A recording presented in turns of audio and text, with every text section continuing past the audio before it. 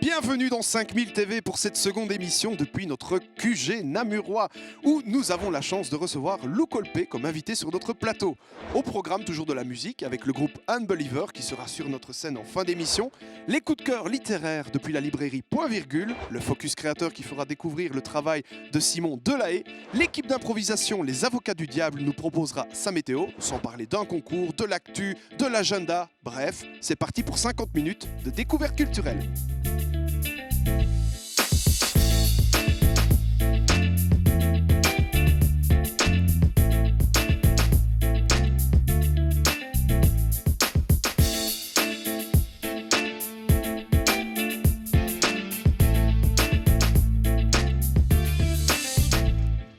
Bonsoir à toutes et à tous. Merci pour votre fidélité et d'avoir été si nombreux à nous suivre lors de la première émission. Beaucoup nous ont demandé, mais qu'est-ce que c'est 5000 ? C'est quoi en fait ? Votre plateau existe vraiment ? Est-ce que Charles est célibataire ? Eh bien, 5000, c'est avant tout un collectif de personnes, pour la plupart bénévoles, qui vont vous permettre de faire connaître la culture et les artistes de votre région. On a d'abord fait un magazine distribué gratuitement dans les commerces, et en cette période ô combien difficile, et grâce au soutien du comptoir des ressources créatives, quoi de mieux qu'une émission de télé que vous puissiez les découvrir ? Voilà comment est né 5000 TV. En l'espace de 3 semaines seulement, on a pu vous proposer cette émission. Vous voulez que je vous fasse visiter ? Alors suivez-moi, c'est parti. Voyez, le plateau est entièrement décoré d'œuvres d'artistes du Namurois. La semaine dernière, on vous présentait Annabelle Montero dans l'émission. Si vous l'avez loupé, le replay est toujours disponible sur notre site internet. Eh bien, voici encore une partie de son travail. Au-dessus de moi, vous avez le vitrail de Juliette Bonmariage, réalisé exclusivement pour l'émission et dont on parlera la semaine prochaine. Nous avons également les bijoux de Simon Delahaye, dont on va parler tout à l'heure. Mais malgré tout, ce plateau est bien vide. C'est pourquoi je vous demande d'accueillir Cassie.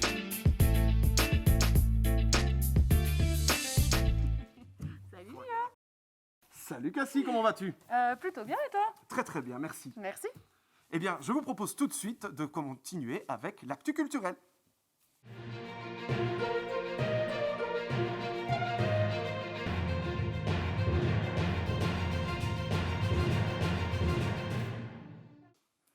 Et cette semaine, on retrouve François à la galerie Lurquin à Dinan. Nous sommes dans la galerie de Frédéric Lurquin à Dinan où se tient actuellement une expo d'envergure qui rassemble 250 œuvres d'artistes belges et français. Une démarche qui se veut être un soutien aux artistes et à la culture. C'est une envie profonde d'organiser une exposition d'abord pour relancer l'activité culturelle.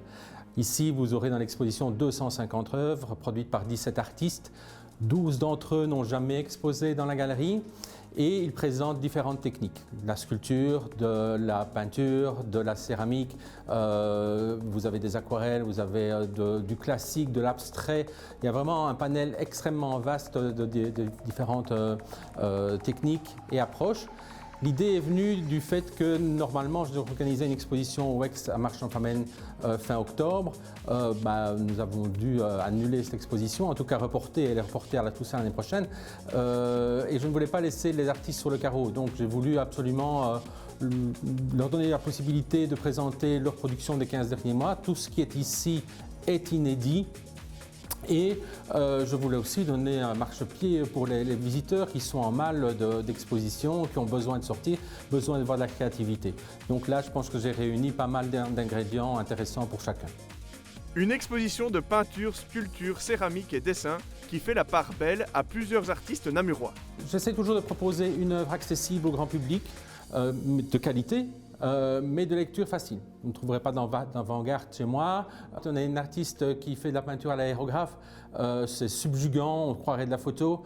Nous avons des artistes qui sont beaucoup plus locaux, comme Catherine Sommelette par exemple, qui vient de Rochefort, qui a une aquarelle extrêmement technique. Et au-delà de ça, elle parvient à donner une âme incroyable à ces sujets qui sont toujours, en tout cas dans l'exposition ici, qui tournent autour de la flore. Vous avez Joël Hubault qui a des œuvres qui sont dans le trompe-l'œil, hyper réalistes. Vous allez voir un chou à la crème, avec une envie, c'est de le prendre et de le croquer. C'est vraiment très très impressionnant comme travail. Les œuvres sont exposées dans une maison de maître du XVIIe siècle qui s'avère être un cadre idéal pour les mettre en valeur. Ça reste subjectif. Mais je pense qu'on a l'impression de se sentir chez soi quand on visite l'exposition ici. Il reste bien sûr quelques meubles pour donner des volumes et des temps de pause dans la visite de l'exposition. Et je crois que c'est aussi intéressant de visiter la maison que de visiter la galerie. Je veux dire, c'est la bonne sauce sur le bon gibier cuisiné. L'exposition se clôturant le 20 décembre, il vous reste donc 3 jours pour la découvrir. La galerie est ouverte tous les jours, ce compris les samedis et dimanches de 10h à 19h. Entrée libre, n'hésitez pas, foncez!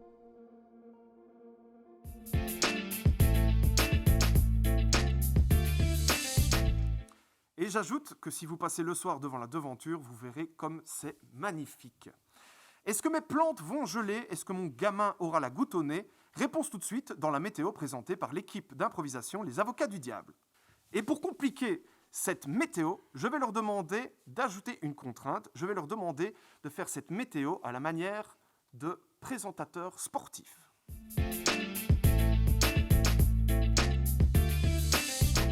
Bonjour mesdames et messieurs, bienvenue dans cette rencontre météorologique. Et oui, elle est fort attendue, cette rencontre du 18 décembre. Et c'est maintenant que je donne la parole à mon collègue. Que pensez-vous de cette équipe ? Et oui, ma chère Kathleen, alors ici on commence vraiment très très fort avec la commune de Grandlay qui commence dans les starting blocks.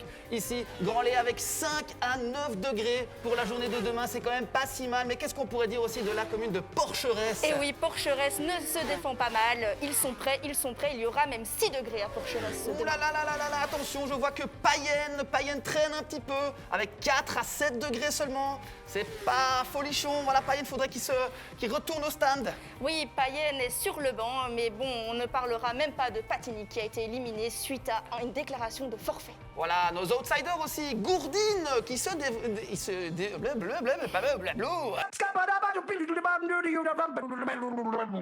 Gourdine sont là, ils sont en force, ce sont les outsiders de cette rencontre météorologique. Voilà, alors pour cette nuit, il fera aussi un petit peu doux du côté de Seille, 2 à 3 degrés. Voilà, mettez votre petite doudoune quand vous dormez, hein.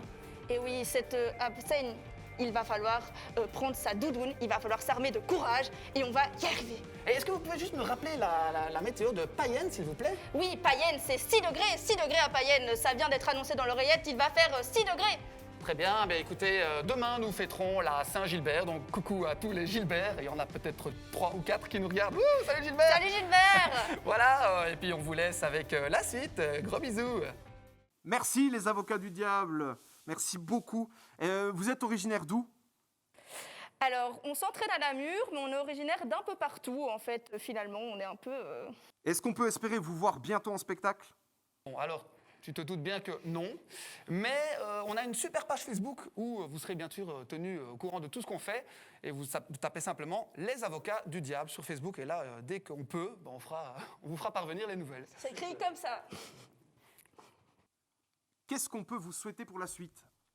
Que du bonheur et que du fun pour l'impro, hein. Du rire, de la réussite, et de pouvoir remonter sur scène. Voilà.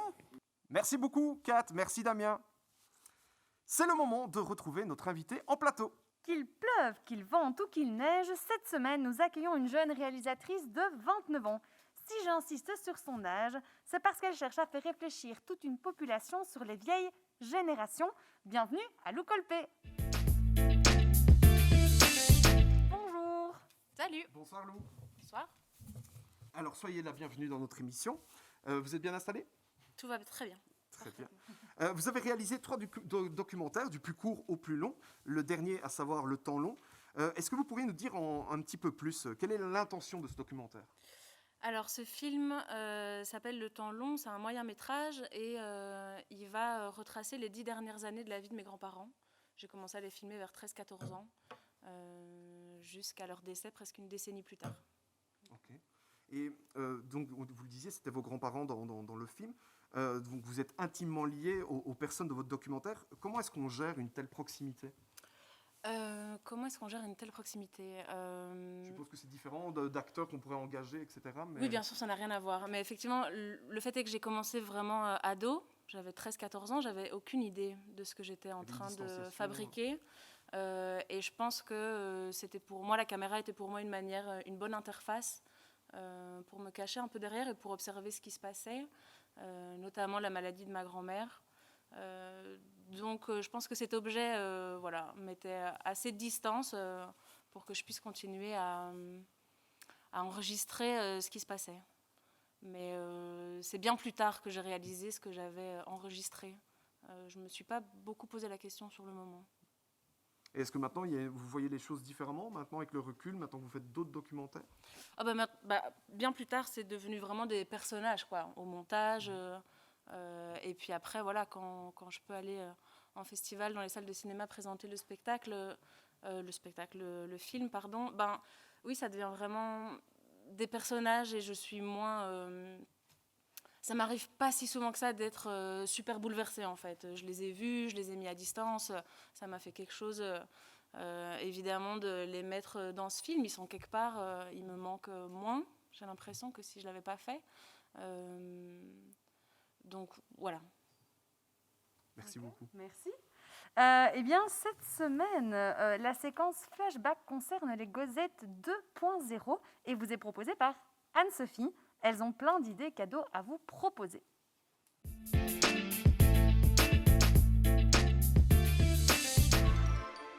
Salut, j'arrive chez Charline des Gosettes qui va nous parler du marché des créateurs 2.0. C'est parti! Salut, c'est Charline des Gosettes. Alors les Gosettes, c'est qui, c'est quoi? Donc les Gosettes, c'est un petit collectif de 4 nanas qui organisent des ateliers créatifs et des marchés de créateurs autour du zéro déchet. Alors pourquoi le zéro déchet? On a commencé avec une idée toute simple, c'était de créer quelque chose donc, autour du zéro déchet. Car Gaëlle, qui est une des 4 Gosettes, est vraiment notre papesse du zéro déchet. Et on a décidé de la suivre dans cette aventure. Donc on a créé notre premier marché de créateurs il y a 5 ans. Et ça s'est super bien passé. On a décidé de continuer là-dessus. Les créateurs qui sont présents sur le marché viennent d'un peu partout de la Belgique, Tournai, à Liège, en passant par Namur. Ils proposent vraiment tout plein de choses différentes, aussi bien des bijoux que des cosmétiques, que de la papeterie, des accessoires pour les enfants, etc. Il y a vraiment plein de choses. Cette année, on n'a pas pu organiser le marché, mais on est évidemment super déçus. Mais on a organisé un marché de créateurs virtuel sur Facebook pour quand même donner de la visibilité aux créateurs. Donc chaque jour, on présente un créateur et ses créations. Chaque année, on propose un calendrier des Gosettes. Chaque mois est illustré par une personne différente. On reverse une partie des bénéfices à une association. Cette année, ce sera pour l'ASBL Elle Tourne. Et vous pouvez vous procurer ce calendrier en envoyant un petit mail à lesgosettes@gmail.com. Donc soit on vous l'envoie par la poste, soit vous venez le chercher sur Namur. Eh bien, comme on vient de le voir, le projet des Gosettes est assez chouette pour mettre en valeur tout simplement des créations de créateurs et de créatrices. Et d'ailleurs, on a sur ce plateau des créations à vous montrer. Tout à fait. Alors, on commence avec en fait les bijoux de Lily Babiol, comme vous pouvez voir, très jolis, qui sont en fait des bijoux éco-responsables. Alors, pour avoir rencontré la créatrice, elle réfléchit vraiment absolument à tout. C'est impressionnant. Les emballages, c'est de la récup. Les bijoux, d'ailleurs, elle va les chiner sur des marchés. C'est hyper gai, elle prend vraiment le temps de bien tout retravailler. Et puis alors, du coup, à côté, on vous montre aussi d'autres bijoux, des bijoux fantaisie de chez Et Madame Que. Alors là, dans ce cas-là, chaque modèle est unique, ou en tout cas produit en très petite quantité.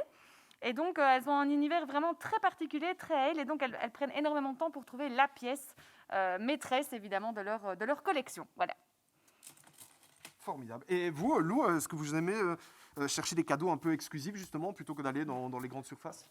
Oui, ça me semble nécessaire en ce moment. Et puis même avant, je pense que ça fait longtemps que j'ai eu le déclic, mais je ne connaissais pas Lily Babiol. Donc, et Madame Que je connaissais, mais donc je suis contente c'est de le but de découvrir. l'émission, c'est de faire découvrir Voilà. plein de nouveautés. Et en parlant de cadeaux, grâce à Wash Wash Cousin, qui fait également partie des créateurs du marché, nous allons vous faire gagner un pack de cosmétiques solides du zéro déchet Made in Namur. Alors, nous avons du shampoing.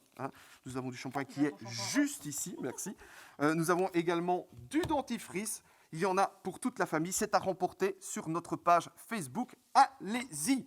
On revient dans le domaine des bijoux contemporains cette fois, puisque le Focus Créateur se concentre sur Simon Delahaye, notre journaliste Sarah est allée à sa rencontre.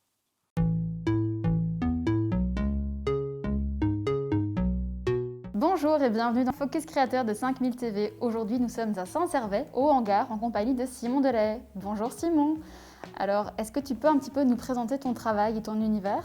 Bonjour et déjà merci de venir jusqu'ici. Alors moi je suis créateur de bijoux contemporains et d'expositions. Et alors j'ai une autre gamme de bijoux qui sont des bijoux un peu plus accessibles, où j'essaye d'un peu plus penser à la personne qui va porter le bijou.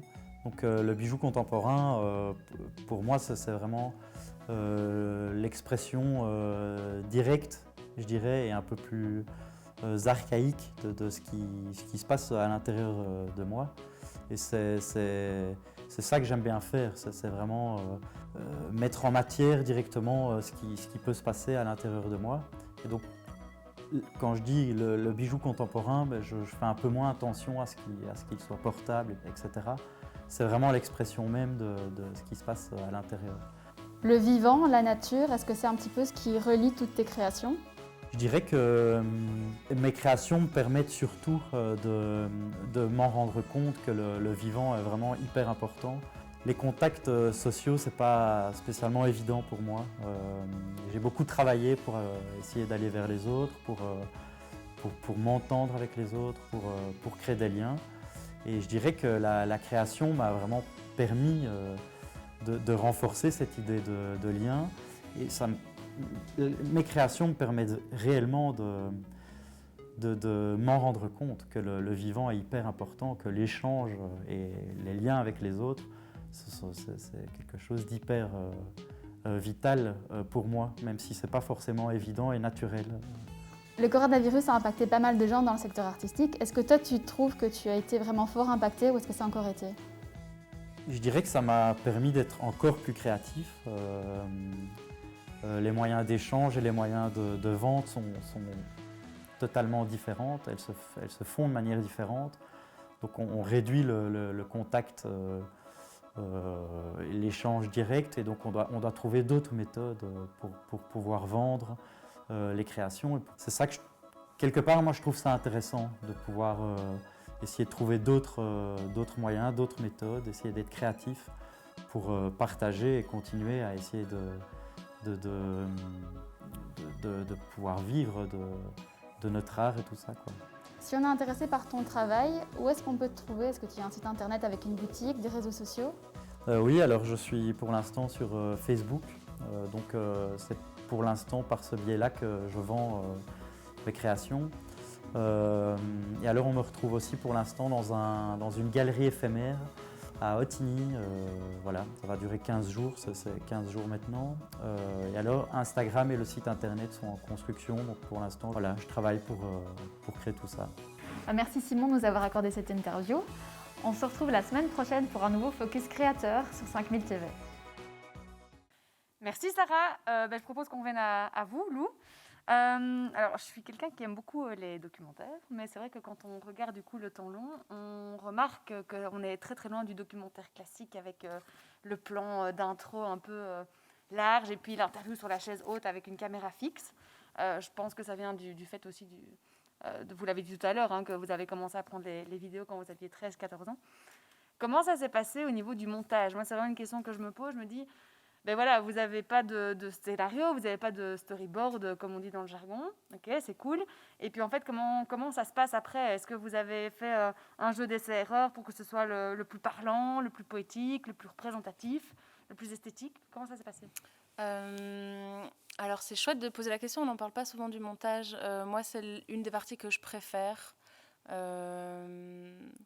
Et en fait, le montage pour ce film-ci s'est passé en 2 temps. Moi, ça a été mon film de fin d'études dans mon école d'art. Donc, j'ai pu d'abord collaborer avec l'INSAS, qui est une école de cinéma. Donc, j'ai collaboré avec une monteuse de l'INSAS qui s'appelle Tessa Namias et avec qui on a vraiment convenu de toute la structure. Alors, c'est vraiment là où on a effectivement fait des jeux de essai-erreur. Est-ce que le film va se raconter de manière chronologique ou pas du tout ? On a essayé un peu toutes ces combinaisons. Et puis, bah, voilà, il y a eu une première forme qui était présentée à l'école. Et puis, moi, j'avais le sentiment que c'était un peu plus qu'un film d'école. Et donc, j'ai été le proposer à Dérive, avec qui j'avais déjà fait mon premier court-métrage. Et donc là, voilà, j'ai pu retravailler avec un deuxième monteur qui s'appelle Nicolas Rumpel et qui était déjà le monteur de mon premier court-métrage. Et avec lui, vraiment, c'était bien plus de la précision, quoi. Donc, vraiment, la structure narrative, elle était là. Mais on a pu retourner dans les 8 ans de rush. Voilà, vraiment préciser les choses.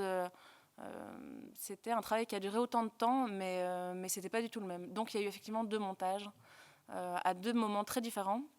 Le premier montage, c'était quelques mois après la mort de ma grand-mère. Donc moi, j'ai eu l'impression qu'à un moment donné, quand mon grand-père est décédé, puis ma grand-mère 2 ans après, là, en fait, il y avait un film. Le tournage, c'était évidemment terminé. Ça faisait 8-9 ans que je filmais. Et donc là, il y avait évidemment toute une matière, parce que je commençais déjà à faire des petits bouts de choses. Mais évidemment, voilà, quand tous les 2 sont décédés, il y avait vraiment à faire tout un film. Et donc, effectivement, ça s'est passé en 2 temps, qui me donnait aussi, le deuxième montage, le 2 ans après, j'ai l'impression. Donc j'avais encore plus de recul, j'avais fait autre chose. Ouais, tout à fait. Ouais. Donc ouais, il s'appelle Le Temps Long, mais c'est parce que longtemps de tournage et puis aussi 2 montages à 2 moments très différents. Et après, voilà, il a eu une vie en festival super chouette et donc ça continue puisque je vous en parle encore ce soir. Génial. Ouais. D'ailleurs, on propose aux spectateurs et aux spectatrices de regarder un extrait de votre documentaire Le Temps Long.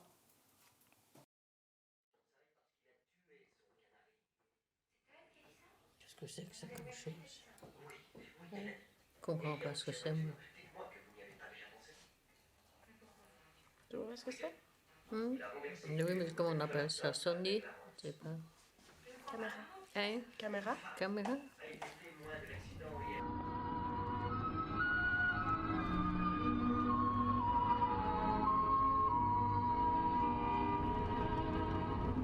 Mes jeunes années courent dans la montagne.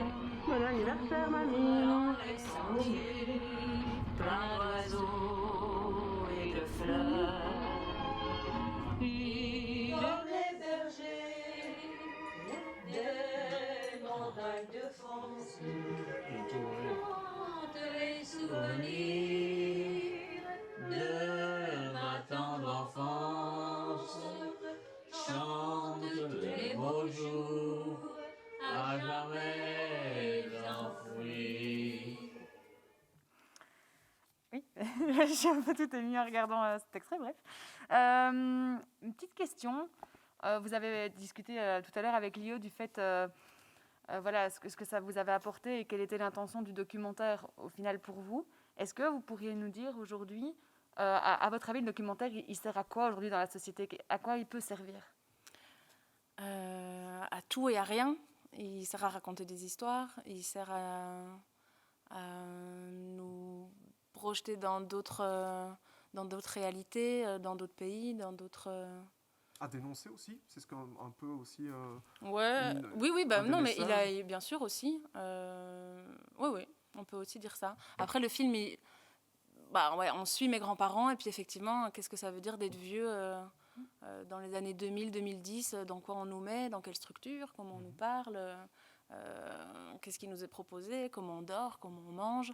Le film, il raconte pas effectivement tout ça et c'est aussi un choix parce que j'ai filmé des images bien plus dures de de la maladie et puis parce que mon grand-père à un moment donné lui a décidé que c'était pas possible de plus vivre dans sa maison en fait. Il était très fâché. Donc, mais c'est consciemment que j'ai décidé de pas les mettre au montage en fait. Et c'est bien après et c'est après la projection quand il y a des questions-réponses qu'on peut parler de ça et en discuter et dénoncer.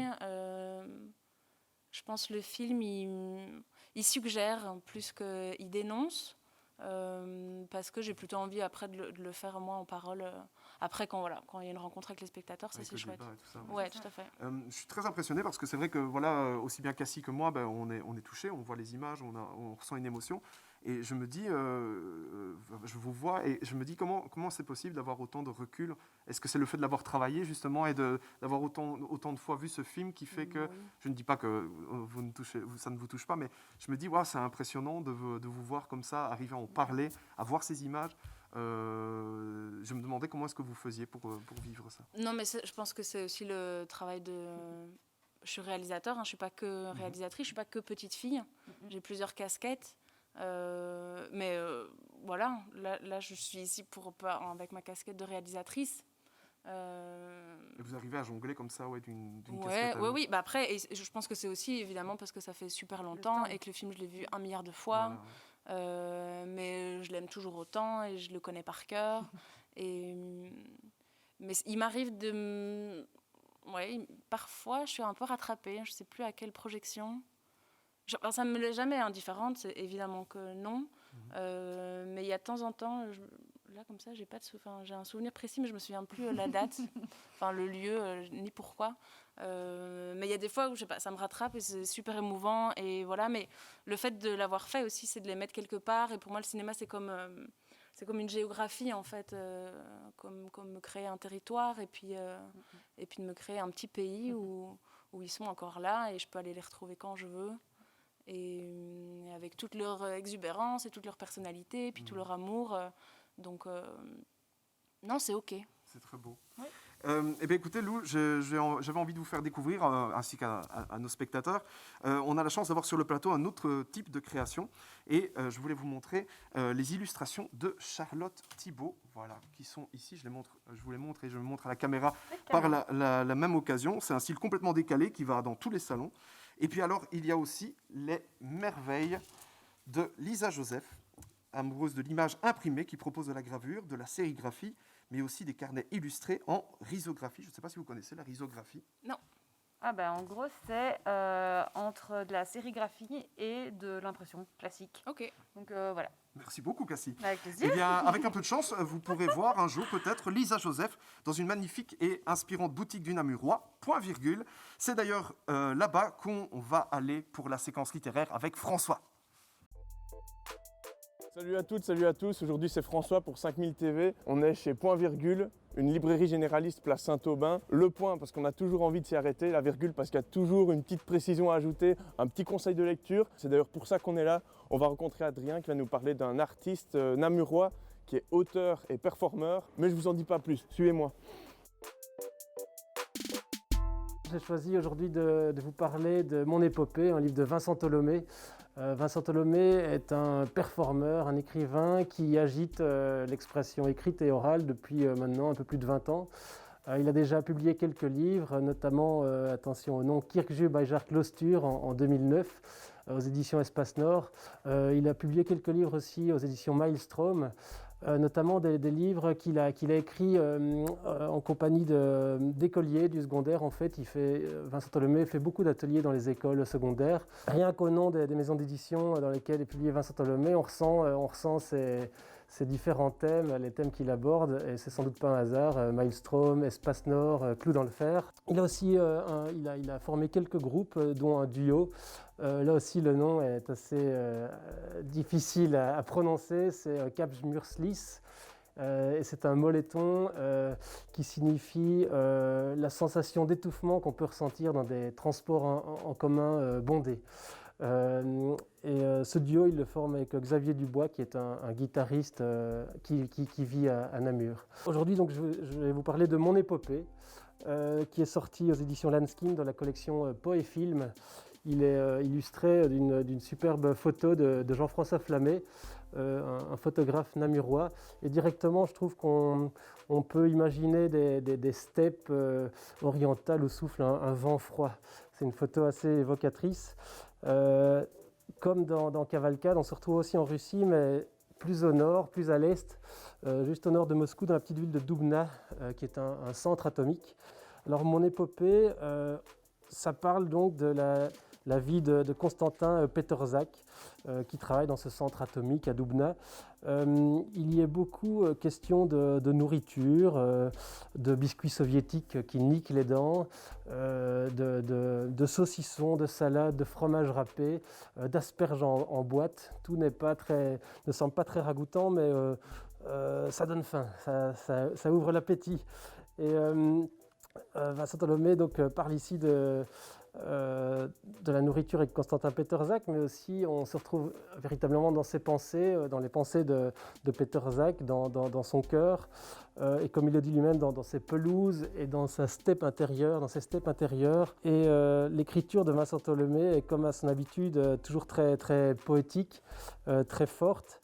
Et pour tout qui a entendu une fois dans sa vie Vincent Tholomé performer, on retrouve sa voix, on peut suivre ses temps de respiration. Ça parle finalement aussi de solitude, de faille, de doute, mais aussi de colère, de révolte. Et si ça parle des faiblesses, ça parle aussi des forces de l'humain. Le livre est sorti en mars 2020, c'est sans doute pas le meilleur moment pour sortir un livre, juste avant le confinement, mais c'est un livre dans 1000 ans, on pourra dire, ben voilà, on était comme ça, ou on est toujours comme ça, nous l'humain, enfin si on est toujours là à ce moment-là. Voilà, je trouve que c'est un livre très fort.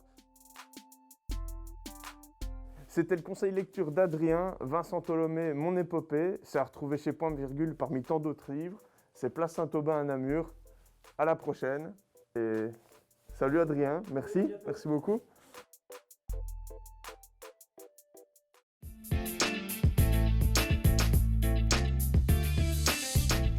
Merci François, qu'on retrouvera avec beaucoup de plaisir dans les semaines prochaines.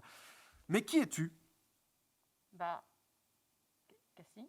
Oui, je sais très bien. Non, ce n'est pas la question philosophique de l'émission, mais c'est bien le magasin qui m'a habillé aujourd'hui et dont j'ai la chance de porter les créations. Un magasin namurois, n'hésitez pas à leur rendre visite avec une belle touche de belgitude que j'aime beaucoup. Voilà. Eh bien, tout de suite, je vous propose une autre question, Lou. Moi, c'est quelque chose que j'avais vraiment envie de vous poser. On est en pleine crise sanitaire, voilà, on porte nos masques, on est ici sur le plateau, on le fait. Et je trouve qu'on a beaucoup parlé dans les médias, on a beaucoup pointé du doigt la jeune génération. Je sais que vous vivez avec une personne âgée. Et donc, je me demandais, est-ce que vous n'avez pas ressenti par moments cette culpabilité ? Et est-ce qu'on n'a pas forcément continué à alimenter cet écart entre les générations via cette crise ? Oui, les médias ont fait ça. Les médias ont des répercussions assez terribles. Moi, ce que je remarque fort, c'est que c'est vraiment les gens qui sont dans le passage, en fait, qui sont pointés du doigt lors de cette crise. Ça veut dire les enfants.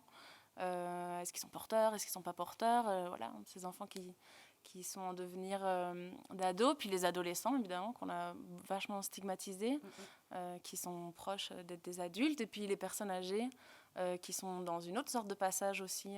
Mais je trouve que ces trois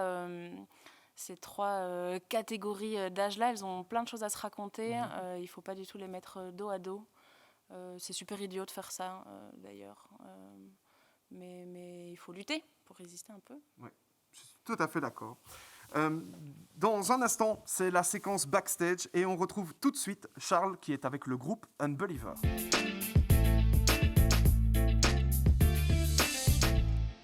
Bonsoir et bienvenue dans cette deuxième édition de l'interview Backstage. Amateurs de métal, cette édition est faite pour vous. Vous ne les connaissez peut-être pas encore et croyez-moi, c'est une erreur. Unbeliever, votre groupe est assez neuf, il a moins d'1 an. Votre première chanson est sortie il y a 9 mois, je pense. Unbeliever, c'est quoi ? D'abord, en fait, Unbeliever, c'est un projet qui a mûri quand même pas mal de temps avant d'être public. On a travaillé dessus pendant quasiment 2 ans avant de sortir le morceau Ad Astra, donc en février. On a été un peu coupé par le lockdown. On en a profité quand même pour continuer à sortir du son. On a sorti Cult et ici récemment Transparent. Donc ouais, Unbeliever, c'est un groupe qui ne veut pas trop se définir. On a plusieurs influences musicales. On est super éclectique dans le groupe aussi. Donc voilà, c'est un projet à base de post-hardcore, metalcore qui se met pas de limite en fait au niveau du son. En fait, l'idée, c'est de garder un truc assez lourd et d'essayer d'apporter quelque chose de nouveau, de pas trop se poser de questions parce que c'est facile de tomber dans des cases. Je pense que de nos jours, la scène elle est très, je vais pas dire saturée, mais il y a beaucoup de choses. Et donc je pense que c'est important d'essayer de se démarquer. Vous me parlez du studio. Où s'est fait l'enregistrement et la production de vos titres? En fait, on va à un studio qui est en Allemagne, à Cologne, qui s'appelle le Pitchback Studio. Et en fait, c'est là qu'on a rencontré notre producteur actuellement, qui s'appelle Dave, en fait, qui est l'ancien chanteur de Vidja et qui est très calé en production et en effets sonores. Et donc, en fait, souvent, on arrive avec un morceau qui est déjà fort orienté production, vu que Quentin joue beaucoup avec les synthés, comme il vient de le dire. Et Dave sublime vraiment le truc. Il va aller chercher des effets encore plus stylés que ce que nous on fait. Et ouais, donc du coup, il nous aide beaucoup sur le côté production du truc. Et, En termes d'avenir, qu'est-ce qui va se passer pour Unbeliever dans ces prochains mois? Alors ici, on est toujours en train de composer. Même en ayant sorti les morceaux, on est en train de composer derrière. On est en train de préparer le live pour 2021, parce que je pense que ça va être l'année où les concerts vont pouvoir reprendre, au moins vers mi-2021. On a quand même quelques trucs qui se préparent à ce niveau-là, donc voilà. Au niveau du son, comme je dis, on continue à composer. On n'a pas encore vraiment choisi quel morceau on comptait enregistrer. On essaye de continuer sur cette voie éclectique, à composer des choses qui sont soit plus mélo, voire beaucoup plus heavy que ce qu'on a actuellement. Comme je l'ai dit tantôt, on se met pas de limite. Donc là, on voit vraiment ce qui nous plaît, et quand on aura envie d'enregistrer un morceau, on ira. Mais le focus pour 2021, il est surtout sur les concerts, sur cette envie de proposer en live ce qu'on a proposé derrière un écran pendant presque un an ici. Unbeliever en session live pour 5000 TV, c'est dans quelques instants. Lionel, je te rejoins dans le Circle Pit. Oh, mais je t'attends de pied ferme, Charles. Sache que j'ai hâte. L'occasion pour vous redire également que la semaine prochaine, Charles recevra le groupe Elvis Black Stars. Lou, une dernière question. J'aurais aimé savoir vos projets pour 2021. Alors, grosse question. C'est vrai, il y a beaucoup de choses à dire. Non, il n'y a pas 1000 choses à dire, mais vu que ça prend toujours du temps à démarrer et qu'on est beaucoup dans l'incertitude, on a commencé une résidence avec l'Intime Festival. On a proposé à un écrivain qui est génial, qui s'appelle Robert McLiam Wilson, irlandais, qui a écrit des super livres, de venir à Namur pour faire une résidence d'écriture et de rencontrer les Namurois qui ont disparu, ceux qui sont restés, ceux qui ont soigné, ceux qui ont continué de travailler, ceux qui sont restés confinés. Donc vraiment en lien avec la crise. Oui, tout à fait. En se disant qu'est-ce qu'on peut faire avec la littérature dans ces moments. Et donc on l'a invité. Donc voilà, il est déjà venu 3-4 fois passer du temps à Namur, peut-être que vous l'avez rencontré. Toujours très chic avec un fort accent. Super chouette. Et du coup, à côté de ça, il y a aussi des ateliers d'écriture qui sont menés dans une école primaire, dans la Muroise, dans une école secondaire. Et moi, je suis sur le volet des maisons de repos. Pour l'instant, elles sont fermées, donc je n'ai pas encore pu commencer. Dans les écoles primaires et dans les écoles secondaires, ça a déjà commencé. Donc les enfants et les ados ont déjà commencé à produire, à écrire. Il y a aussi toute une section de l'IEX, l'école à Bruxelles, qui eux aussi sont sur un autre volet, plutôt assez éparse, mais aussi avec les habitants de Namur à propos de ce confinement. Et moi, donc je vais mener, je pense, les 6 prochains mois, des ateliers en maison de repos avec les personnes âgées dont on parle beaucoup, mais on ne les entend pas beaucoup. C'est vrai. Voilà. Et la finalité, ce sera sans doute une expo, peut-être un spectacle, on ne sait pas trop, mais en tout cas, c'est sûr que rendez-vous à l'Intime Festival l'année prochaine pour découvrir ça. Voilà, on fabrique un peu au fur et à mesure comme tout le monde. J'espère qu'on y sera, évidemment, j'espère qu'on pourra y assister. Les bons plans, les sorties, les nouveautés, eh bien, c'est toi qui nous les donnes, ma chère Cassie. Oui, merci Lio. Au vu de la météo chaotique de ces prochaines semaines, je vous propose 2 events en direct de chez vous. Alors, premièrement, je vous propose dans cet agenda un podcast tout frais, ou plutôt tout chaud, pour réchauffer vos petits cœurs, ou plutôt votre petit corps. Alors, le studio Ultravague lance son podcast appelé Expérience. Je vous explique le concept en quelques mots. Des sexteurs et des sexteuses du love ont décidé de tester avec vous une première expérience sexuelle, mais en direct, en live. Et donc ces personnes portaient sur eux, sur elles, un micro pour vous faire vivre leurs expériences. Alors des expériences qui sont orgasmiques, qui sont ratées, mais qui sont aussi des fois très comiques.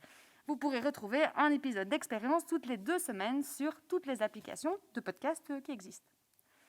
Et la deuxième bonne nouvelle pour se réchauffer, c'est le groupe namurois Les Super Hérissons qui sortent leur 2e album, si je ne me trompe pas. Tapage Nocturne, c'est son nom, sera disponible gratuitement sur toutes les plateformes de streaming à partir du 20 décembre. Alors pour l'objet CD, il faudra patienter encore un tout petit peu. 15 titres de ska rock festif à se mettre sur la dent pour patienter jusqu'à la reprise des concerts live. Et on attend ça avec grande impatience, forcément. Merci en tout cas, Cassie, de nous redonner un petit peu de baume au cœur. Et pour continuer à se faire plaisir, je vous rappelle qu'on vous propose un très beau cadeau à remporter, un colis rempli de produits de chez Wash Wash Cousin.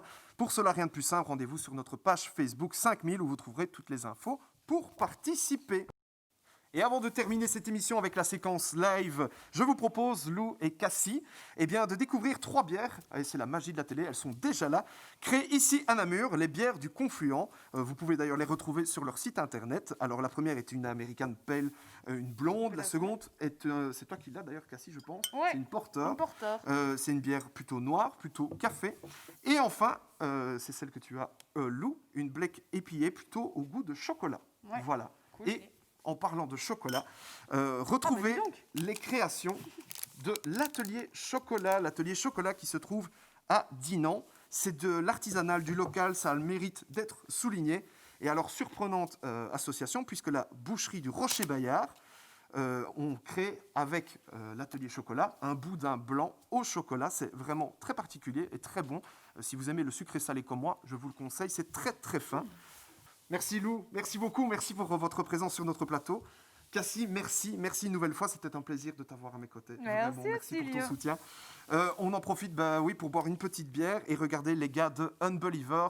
Merci beaucoup.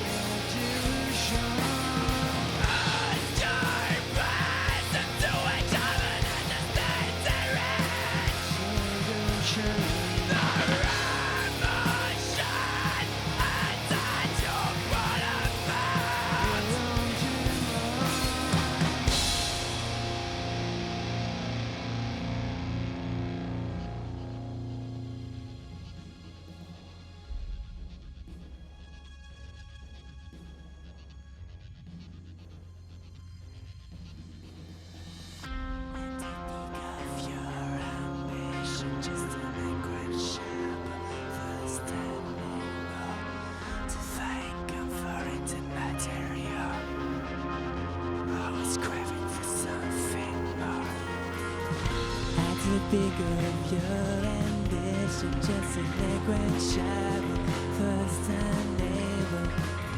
Find comfort in material, always craving for something more.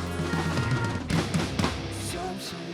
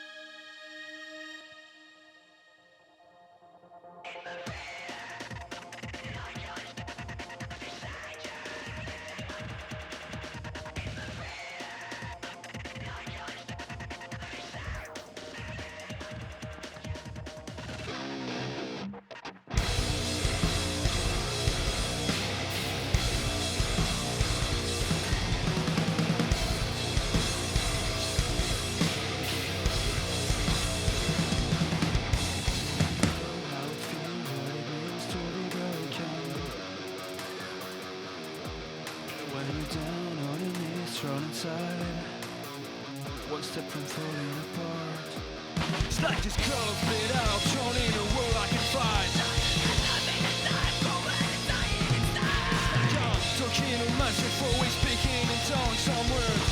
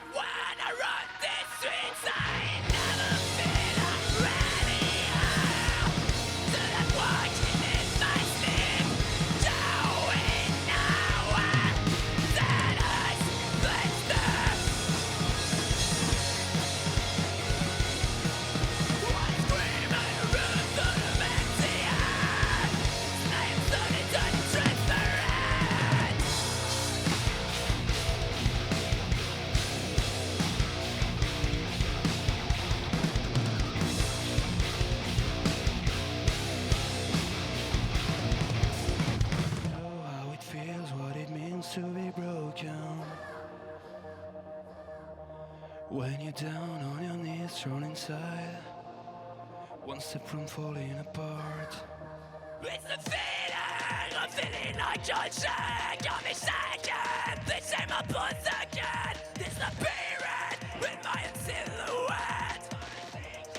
Please help me find myself. It's like this color split out, don't need a world I can fight. Cause you got nothing to die for when you die inside. It's like I'm never there, always stuck in my head. It's like I'm stuck in my own life.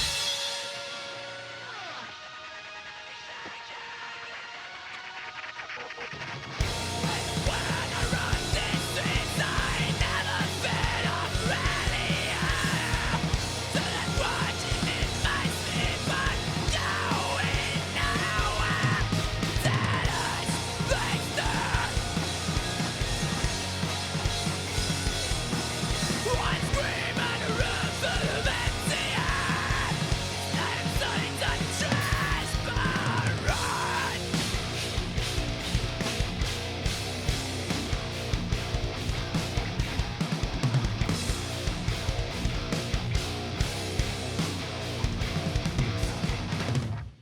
C'était Unbeliever. Merci beaucoup les gars, merci, ça m'a fait du bien de vous entendre, vraiment. Je vous souhaite de nombreux festivals, vraiment. Quant à nous, eh bien, on se retrouve non pas dans une semaine, mais bien le 23 décembre. Je vous donne rendez-vous à cette date pour le prochain numéro. En attendant, n'oubliez pas, prenez un bon bouillon de culture en cette période de coronavirus. Merci beaucoup, au revoir, à bientôt.